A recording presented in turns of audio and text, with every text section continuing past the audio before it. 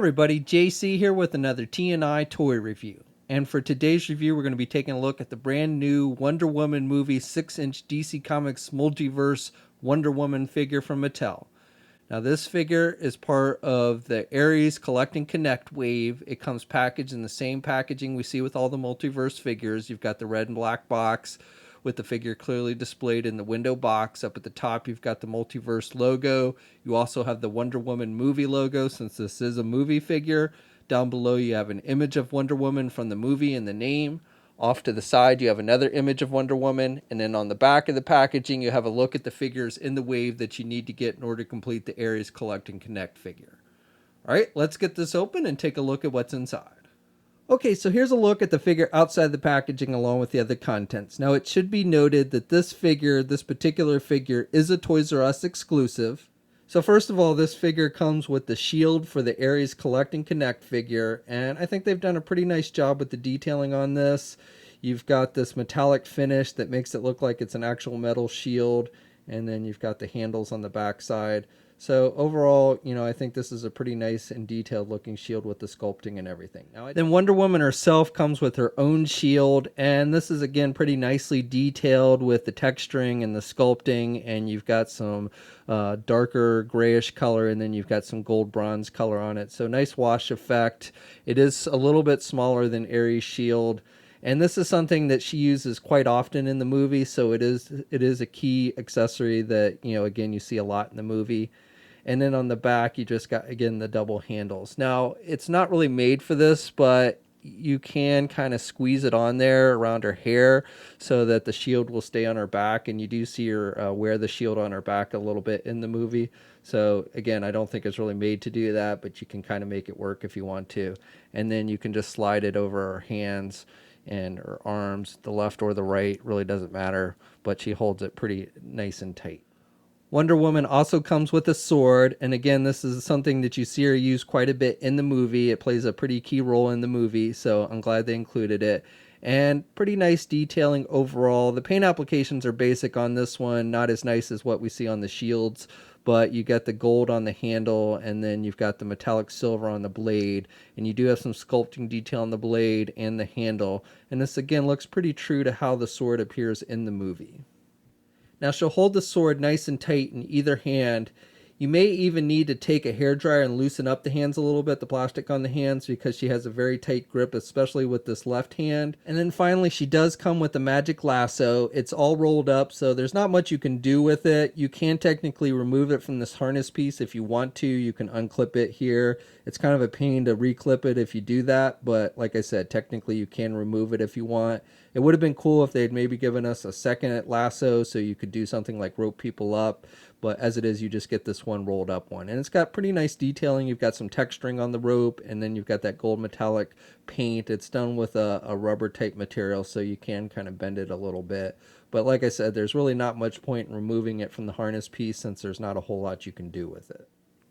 So for the figure itself, at first glance, you might think that Mattel just reissued their Dawn of Justice Wonder Woman figure, but in fact, it is a new figure, and I think they did a much better job with this one, especially with the head sculpt. It looks much more like the actress. You can see a comparison here between the two, and again, I think this new head sculpt is a lot better than the previous one. Now, I do have a little bit of the left eye on mine. The paint is a little bit off, but otherwise I think they did a pretty solid job. And I've seen other figures that didn't have that problem, so you might want to check your figure before you buy it. But overall, I think they did a pretty solid job with this one. I like the blush on the cheek, and she's got the pink lipstick, and then she's got the gold tiara, and then the hair is long and it's made with a rubber material, and you've got the brown color with some darker wash mixed in. So I think that looks pretty good. You did have a little more paint detail, like on the tiara with the Dawn of Justice one. You had some silver mixed in. So this one is just a gold metallic paint. And that's kind of true throughout the figure. You did have a little more paint detail, like here on the buckles. You can see some silver. And then again on the boots, you had some added silver on the Dawn of Justice version. But I do like this lighter blue color that they used on the skirt, the metallic blue that they used on the skirt, and then the darker maroon color on the shirt I think is a little more movie accurate as well. The harness pieces are pretty much the same. You have this gold buckle, and again, you had a little more added paint detail with some silver on the Dawn of Justice version.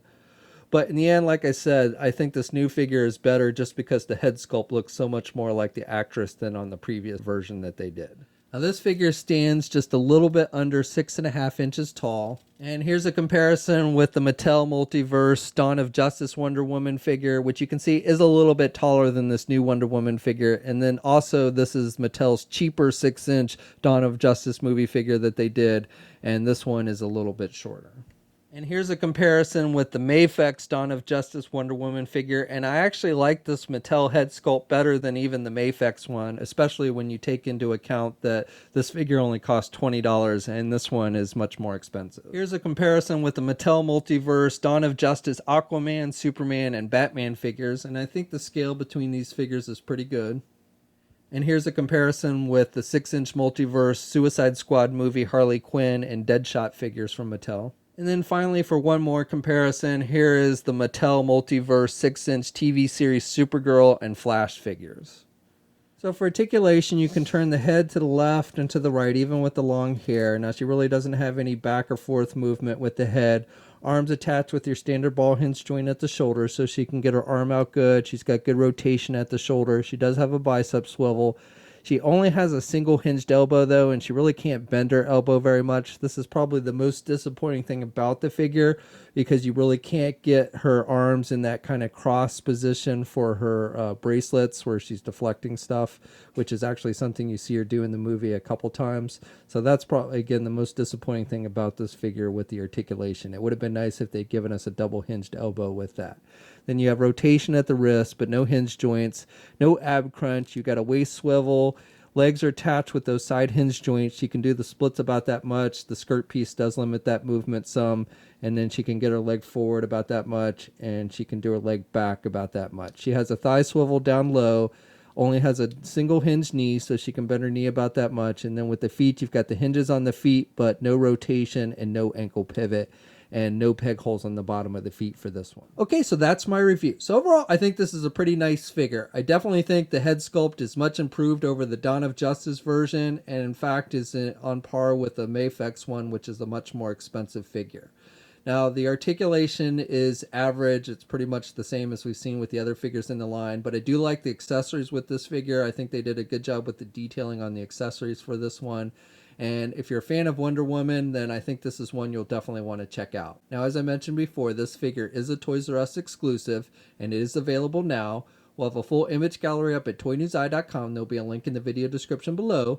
As always, leave a comment. Let us know what you think. If you're so inclined, please like the video. Also, if you're so inclined, please subscribe to the channel. I'd really appreciate it. You can also follow me on my Facebook, Twitter, and Instagram accounts. I'll have links to those in the video description as well. And until next time, I'll catch you later.